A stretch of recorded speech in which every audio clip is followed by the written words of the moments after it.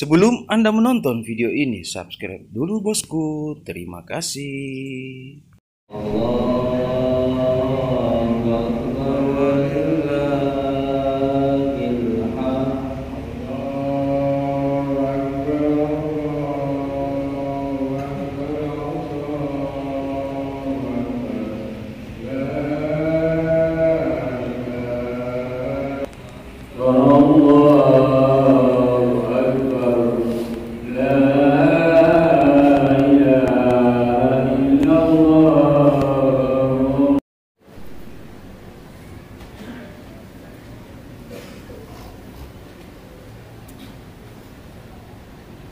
Assalamualaikum warahmatullahi wabarakatuh.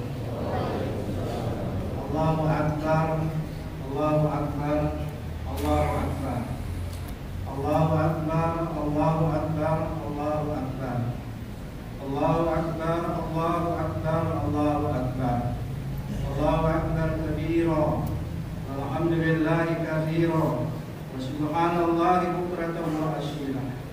La ilaha illallah wahdah, sadaqa wa'dah, wa nasara 'abdah, wa 'azza jundahu wa hazama al-ahzaba wahdah. La ilaha illallah wa la na'budu illa iyyah, mukhlishina lahu-d-din walau karihal kafirun. La ilaha illallah wallahu akbar. Allahu akbar walillahil hamd. Alhamdulillahilladzi ja'ala hadzal yawma idil ibadil mu'minin wa khatama bihi syahra siyana lil mukhlisin. Asyhadu an la ilaha illallah wahdahu la syarika lah wa asyhadu anna sayyidana Muhammadan abduhu wa rasuluh. Allahumma shalli wa sallim wa barik ala sayyidina Muhammadin wa ala alihi sayyidina Muhammad. Amma ba'du, ayyuhal muslimun al-kiramah, usikum wa nafsi bitaqwallah faqad fazal muttaqun wa taqum ala ta'atillah wa rasulih la'allakum turhamun. Qala Allah ta'ala fil Qur'anil Karim, ya ayyuhalladzina amanu taqullaha haqqa tuqatih wa la tamutunna illa wa antum muslimun. Allahu akbar, Allahu akbar, Allahu akbar walillahil hamd. Saudaraku kaum muslimin dan muslimat yang berbahagia, Maha Agung Allah, karena tidak ada keagungan selain keagungan Allah. Allah Maha Besar karena tidak ada kebesaran melebihi kebesaran Allah. Allah Maha Kuasa karena tidak ada kekuasaan pun di atas dunia ini yang tidak tunduk pada kekuasaan Allah. Dialah yang menciptakan langit dan bumi serta segala fasilitas di dalamnya untuk diberikan kepada manusia agar manusia mengabdi kepadanya. Puji syukur dan sanjung hanya untuk-Mu ya Allah, yang telah merahmati hamba-hamba-Mu yang lemah ini, yang banyak lalai dan alpa pada perintah-Mu. Tak terasa jamaah sekalian, hari ini kita telah meninggalkan bulan yang mulia, bulan yang di dalamnya di mana nafas telah menjadi tasbih, tidur menjadi ibadah, doa diijabah, pahala dilipat gandakan, surga dibuka dan neraka pun ditutup. Itulah Ramadan yang baru saja kita lalui. Tak terasa pulang ternyata Idul Fitri tahun lalu, tahun 2021.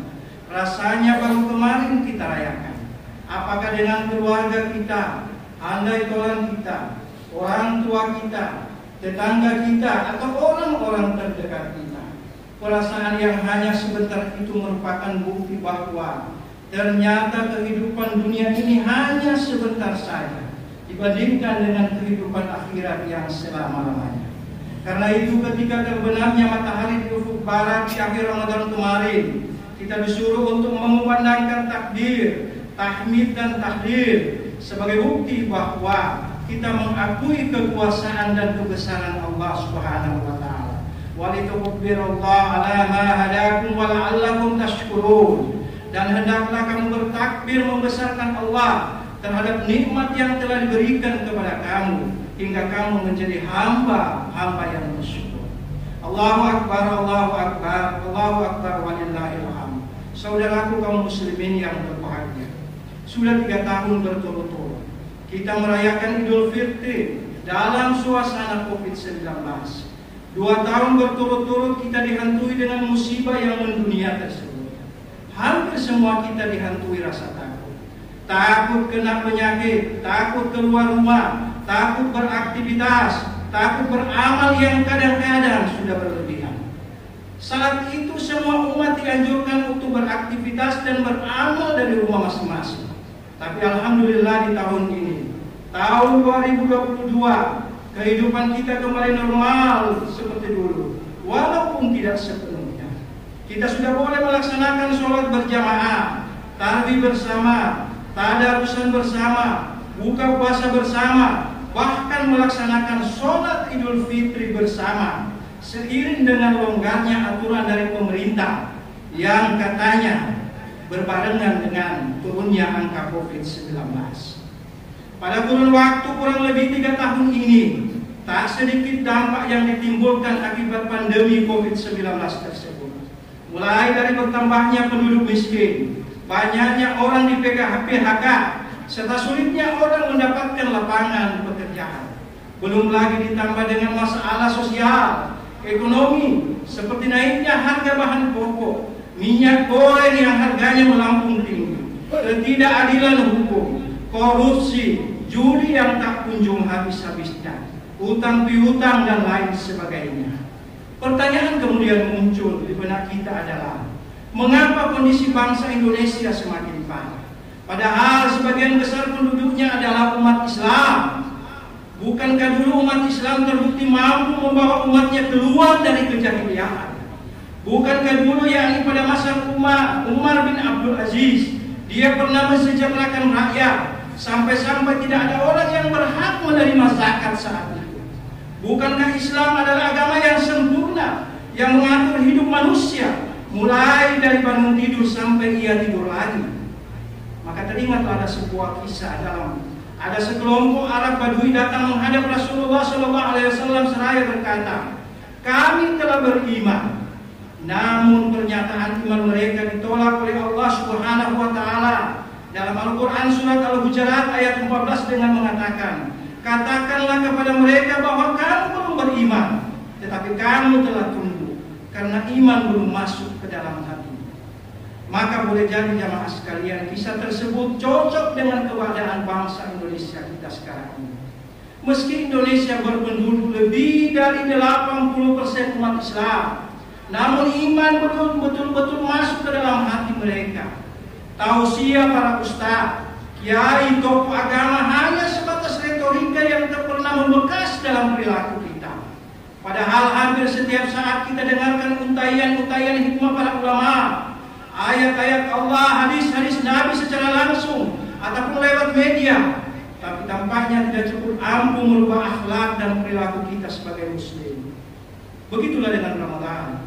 Ibadah ini hanya menjadi ibadah rutin setiap tahun yang tidak memberikan dampak apa-apa dalam kehidupan beragama kita. Habis puasa, habis pula bacaan Al-Qur'annya. Habis puasa, habis pula infak dan sedekahnya.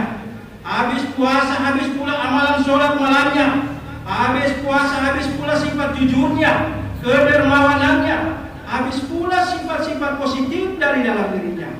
Padahal tujuan puasa yang sebenarnya adalah menggembeng kita untuk menjadi pribadi yang bertakwa. Bertakwa tidak hanya di bulan Ramadan, tapi juga di bulan-bulan sesudah Ramadan. Inilah jamaah sekalian yang dimuliakan Allah Subhanahu wa Ta'ala. Allahu Akbar, Allahu Akbar, Allahu Akbar, walillahil hamd. Saudaraku yang berbahagia, kini saatnya kita melepas Ramadan tahun ini. Kita tidak tahu apakah kita akan ketemu dengan Ramadan yang akan datang atau tidak. Tidak ada di antara kita yang tahu. Yang maha mengetahui adalah Allah Subhanahu wa Ta'ala. Coba tengok anggota keluarga kita. Di antara mereka siapakah yang setahun lalu, beberapa bulan lalu masih bersama kita, tapi kini telah tiada. Entah itu ayah, ibu, suami, anak, istri, ataupun sanak saudara. Mungkin masih terbayang senyum manis mereka saat mereka bercengkrama, obrolan akrab penuh canda, melakukan sesuatu bersama dalam suasana kekeluargaan. Namun kini di mana mereka jamaah sekalian? Hanya kenangan yang tersisa. Batu pusara menjadi saksi bahwa mereka pernah menjadi penduduk dunia ini. Kita pun akan seperti itu jamaah sekalian. Sebab kematian bukan hanya milik orang lain, Suatu ketika akan datang menjelang, mengambil nyawa, dan itulah akhir dari kehidupan kita. Saat itu sesuatu yang kita sandang di dunia tidak berguna lagi. Yang berguna adalah amal soleh kita, pahala puasa kita, pahala haji kita, pahala infak dan sedekah kita, pahala perbuatan baik kita kepada sesama manusia. Ya ayyuhalladzina amanu la tulhikum amwalukum wala auladukum an dzikrillah. Hai orang-orang yang beriman, janganlah harta bendamu dan anak-anakmu melalaikan kamu dan mengingat Allah. Dan barang siapa buat demikian, maka merekalah orang-orang yang beriman. Dari firman Allah di atas kita boleh mengambil iktibar bahwa sesungguhnya jangan sampai kesibukan kita kepada anak-anak, kesibukan kita pada harta benda melalaikan kita untuk beribadah kepada Allah. Jika kita tidak mau dikatakan orang-orang yang merugi, dan bahwa sesungguhnya harta yang kita punyai adalah merupakan titipan Allah yang diberikan kepada kita, di mana pada harta tersebut ada hak-hak orang kurang mampu, fakir, miskin. Allah juga mengancam bagi orang yang bakhil, sebagaimana nyatakan dalam surat Al-Imran seperti berikut ini: wala yahsabanna alladziina yabkhaluna bima atahumullahu min fadlihi huwa khairul lahum bal huwa syarrul lahum sayutawwafuna ma bakhlu yaumal qiyamah. Maka sekali-kali janganlah orang-orang bakhil terhadap nikmat Allah yang dititipkan kepada mereka dan mengira kekir itu adalah baik bagi mereka. Ketahuilah bahwa kebahilan itu buruk bagi mereka. Harta yang mereka kikirkan akan dikalungkan di hari kiamat dengan kalungan api neraka. Ali Imran ayat 180. Maka untuk memuji kedermawanan kita, sehingga di akhir Ramadan kita disuruh mengeluarkan zakat. Qul min amwalihim shadaqatan tutahhirukum wa tuzakkihim biha. Pungutlah zakat dari kekayaan mereka, engkau bersihkan dan sucikan mereka dengannya. Peringatan Allah di atas merupakan wujud dari kepedulian Islam kepada sesama, kepedulian kepada orang-orang yang tak mampu, kepedulian kepada orang-orang miskin agar turut merasakan bahagianya Idul Fitri, kepedulian terhadap kesenjangan sosial yang sering muncul di tengah-tengah masyarakat. Islam menyuruh kita jamaah sekalian agar menengok ke kiri dan ke kanan. Apakah masih ada saudara-saudara kita yang butuh bantuan?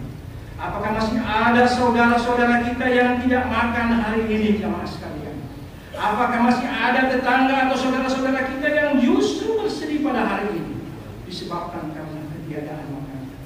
Apakah masih ada anak-anak yang hanya bisa terpaku melihat teman-teman atau tetangganya memakai baju baru dan bergembira ria hari ini sebagai layaknya anak-anak kita pada umumnya? Jika ada, marilah saudara-saudara kita bantu mereka. Kita jadikan mereka bergembira sama dengan kita hari ini. Jangan biarkan mereka bersedih. Jangan biarkan mereka melamun hanya karena ketiadaan makanan atau minuman. Kita ringankan beban mereka. Kita bantu mereka sebagaimana Rasulullah SAW sangat menyayangi kepada orang-orang fakir dan miskin. Saudaraku yang berbahagia, mari dengan Idul Fitri kali ini kita pertahankan kebiasaan-kebiasaan positif pada bulan Ramadan.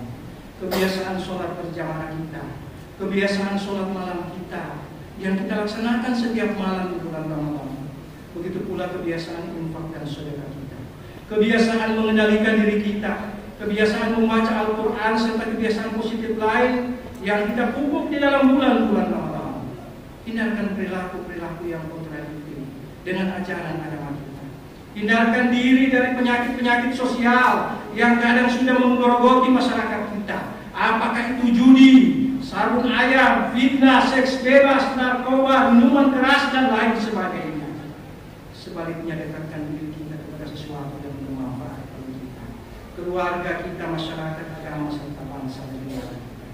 Bersandarlah selalu kepada Allah, pupuk sebuah kebersamaan, jalin ukhuwah, karena itu adalah merupakan modal untuk merealisasikan sesuatu yang kita rencanakan. Saatnya mulai dari sekarang kita merajut ukhuwah. Maka jika ada di antara kita yang masih bertikai, saatnya kita menyambung kembali hubungan kita. Jika ada di antara kita yang tidak bertegur sapa, saatnya sekarang kita menghilangkan segala ego kita. Jika ada di antara kita saling memfitnah jamaah sekalian, saling menghina, saling mencaci akibat dari kepentingan-kepentingan sesaat, saatnya kita saling memaafkan atau meminta maaf. Itulah Islam, agama yang merupakan sebuah agama. Agama yang mengajarkan saling berkasih sayang antar sesama, agama yang mengajarkan akhlak bagi para penurutnya. Maka mulai dari saat ini mari kita perkuat persaudaraan kita. Kita pererat hubungan silaturahim kita paling tidak kepada yang pertama adalah kepada tetangga kita yang sekali. Tetangga adalah orang yang paling dekat dengan kita. Orang yang pertama sekali yang bakal menolong kita ketika kita butuh pertolongan. Mari kita selesai melaksanakan sholat pagi ini, kita bermaaf-maafan dengan mereka. Karena Rasulullah berpesan, demi Allah tidak beriman, demi Allah tidak beriman, demi Allah tidak beriman. Siapakah yang tidak sempurna imannya ya Rasul? Tanya para sahabat. Orang yang tetangganya merasa tidak aman karena gangguan perbuatan. Kemudian yang kedua, jamaah sekalian, suami atau istri kita. Hubungan suami istri sangat erat kaitannya dengan kebahagiaan dan ketentraman rumah tangga. Maka perlu hubungan yang harmonis di antara kita agar anak-anak merasa tenang dan tentram di bawah naungan ayah dan ibu yang bijaksana dan dekat dengan nilai-nilai hidup. Karena itu kepada istri yang mungkin banyak salah kepada suami, menangis dan membuat suami sebagai penyesalan atas segala kehilangan yang dia perbuat. Mungkin kita sering berkata kasar kepada suami kita yang sudah capek-capek bekerja untuk membahagiakan kita dan anak-anak kita. Atau mungkin kita pernah berbohong dan melakukan tindakan yang tidak layak dilakukan seorang istri. Saatnya kita minta maaf. Begitu juga suami yang tanpa disadari sering zolim kepada istri, yang mereka juga telah berlelah-lelah untuk melayani dan mendidik anak-anak kita tanpa siang dan malam demi menunaikan tugas-tugas mulia sebagai seorang istri dan ibu bagi anak-anak. Terkadang walau mereka dalam keadaan capek mengurus anak-anak dan pekerjaan di rumah, tetapi istri tetap setia mendampingi dan melayani kita setiap saat. Wajar jika Rasulullah SAW mengapresiasi peran seorang ibu dengan sebuah sabdanya, istri yang sabar atas kekejaman suaminya, maka ia akan memperoleh pahala sebagaimana yang diterima oleh Asia istri Fir'aun dan Siti Maryam ibunya Nabi Isa. Kemudian yang ketiga, jamaah sekalian, adalah hubungan anak dengan orang tua. Orang tua punya kewajiban mendidik anak agar menjadi anak yang soleh dan soleh. Begitu pula anak punya kewajiban untuk berbakti kepada orang tuanya. Dan tidak ada manusia yang lahir ke atas dunia melainkan dari lahir seperti itu. Karena itu andaikan kita punya orang tua, mintalah maaf kepada mereka jamaah sekalian. Ciumlah kening mereka dengan cinta, bersimpulah di pangkuannya, dan jangan lupa ucapan terima kasih atas segala jasa-jasa mereka yang telah membimbing, yang telah menyekolahkan serta menjadikan kita seperti sekarang ini. Sementara bagi mereka yang sudah tidak punya orang tua, berdoalah kepada Allah setiap saat agar kesalahan mereka diampuni oleh Allah Subhanahu wa Ta'ala. Seringlah bersedekah atas nama mereka. Mudah-mudahan itu adalah bukti dari pengabdian seorang yang soleh dan soleh. Allahu Akbar, Allahu Akbar, Allahu Akbar, walillahi hamd. Saudaraku yang berbahagia, untuk mengakhiri khutbah ini, mari kita kosongkan hati kita, kita kosongkan pikiran kita dengan khusyuk dan mendekatkan diri kita kepada Allah Subhanahu wa Ta'ala sambil berdoa. A'udzubillahi minasyaitonir rajim. Bismillahirrahmanirrahim. Alhamdulillahirabbil alamin. Hamdan syakirin hamdan na'imin hamdan yuwafi wa yukafi mazidah. Ya Rabbana lakal hamdu kama yanbaghi li jalali wajhika wa 'azimi sultanika. Allahumma ya Allah, hari ini kami datang di rumah-Mu yang suci, masjid yang mulia ini untuk sujud dan mengharapkan ampunan. Sesungguhnya tidak ada nikmat yang ada pada kami kecuali Engkau berikan. Tidak ada sukacita dan gembira yang kami peroleh kecuali datang atas anugerah. Tidak ada kekuatan yang kami miliki kecuali Engkau berikan. Maka jadikanlah kami hamba-hamba-Mu yang bersyukur. Allahumma ya Allah, terima amalan-amalan kami sebagai amalan yang makbul selama bulan Ramadan. Jadikanlah negara dan daerah kami sebagai negara dan daerah yang aman sentosa. Jauhkanlah rakyat dari pertikaian, perselisihan dan permusuhan. Jauhkanlah kami dari benih-benih kesombongan karena kelebihan yang kami miliki ya Allah. Benih-benih kepikiran ya Allah. Benih-benih amarah yang merasuk kami dan karenanya bisa merubah ibadah kami. Allahumma ya Allah ya Rabb, ampuni bila kufur kami lebih banyak daripada syukur kami. Ampuni ya Allah bila lupa kami lebih banyak daripada ingat kami kepadamu. Ampuni juga ya Allah bila sikap kikir kami mengalahkan sikap dermawan kami. Bila marah kami lebih banyak daripada rana kami, ya Allah ya. Mama ya Allah, berikanlah kepada kami yang benar kebenaran, dan berikan kemampuan untuk mengikutinya, dan yang salah itu nyata kesalahannya, dan berikan kekuatan kepada kami untuk menjauhinya. Ya Allah ya Ghaffar, ampuni dosa kami, dosa dan kesalahan kami kepada suami atau istri kami, dosa dan kesalahan kami kepada tetangga kami, dosa dan kesalahan kepada kerabat kami, terutama dosa dan kesalahan kepada ibu bapak kami yang telah mencantuni kami sejak kami masih kecil sampai menjadi besar seperti sekarang ini. Ampuni mereka ya Allah. Allahumma ya Allah, beri sifat penyayang kepada kami agar kami bisa menyantuni orang-orang yang tak mampu, anak-anak yatim, orang-orang fakir, orang-orang miskin, orang-orang yang merupakan korban dari kezaliman, orang-orang yang telah kehilangan tulang punggung mereka ya Allah, orang-orang yang bisa saja hari ini ketiadaan makanan ya Allah, sebagaimana yang kita makan di saat ini, atau tak punya pakaian sebagaimana yang kita pakai hari ini ya Allah ya. Lindungi mereka ya Allah, dan beri mereka kesabaran untuk menghadapi segala ujian yang Engkau berikan ya Allah. Allahumma rabbana atina fid dunya hasanah wa fil akhirati hasanah wa qina adzabannar. Wadkhulna jannata ma'al abrar ya aziz ya ghaffar ya rabbal alamin. Wassallallahu ala nabiyyina Muhammad wa ala alihi wa sahbihi wasallam. Subhana rabbika rabbil izzati 'amma yasifun wa salamun 'alal mursalin walhamdulillahi rabbil alamin. Assalamualaikum warahmatullahi wabarakatuh.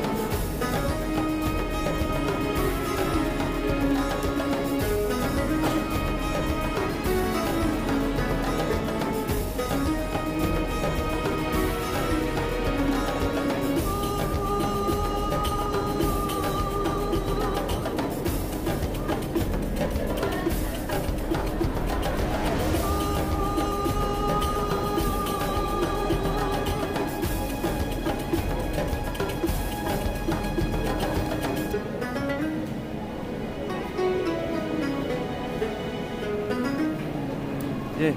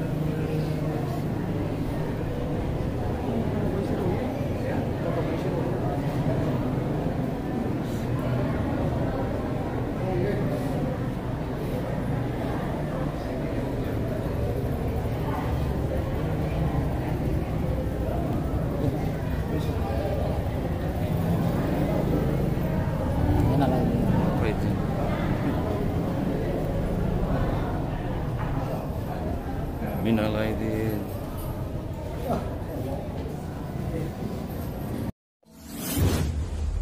Thanks for watching this video. Please subscribe our channel.